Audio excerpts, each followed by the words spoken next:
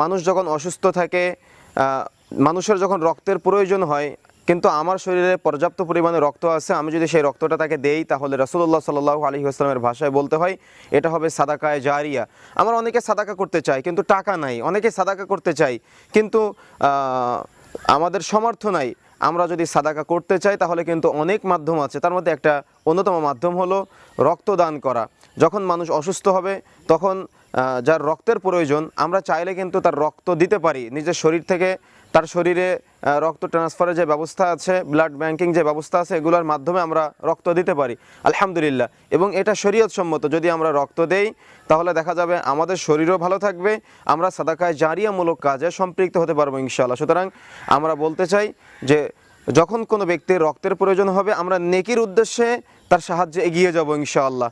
যে যে অবস্থায় আছি সেই অবস্থায় মাদক মুক্ত রক্তদান করার আমরা চেষ্টা করব। তাহলে অবশ্যই আল্লাহ সাল্লামের ভাষায় বলতে হয়, বান্দা যদি বান্দার সহযোগিতায় এগিয়ে আসে তাহলে আল্লাহ রাব্বুল আলামিনও বান্দার সহযোগিতায় কিয়ামতের মাঠে এগিয়ে আসবে ইনশাআল্লাহ। সুতরাং একজন ব্যক্তির রক্তের প্রয়োজন, আমরা যদি তার রক্ত দিয়ে সহযোগিতা করি তাহলে কিয়ামতের মাঠে আমরা এই দুনিয়াতেও আমরা যেমন মানুষকে সহযোগিতা করলাম, কিয়ামতের মাঠেও আল্লাহ রাব্বুল আলামিন বান্দাকে সহযোগিতা করার জন্য আমারও একটা কাজে সহযোগিতা করবে ইনশাআল্লাহ।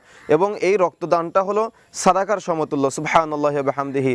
প্রিয় বন্ধুরা আমার, তাহলে আমরা যখন রক্তদান করব, রক্তদান করার সময় আমাদের নিয়ত থাকবে যে আমার এই রক্তদানটা নিঃসন্দেহে একটা সাদাকা হচ্ছে এবং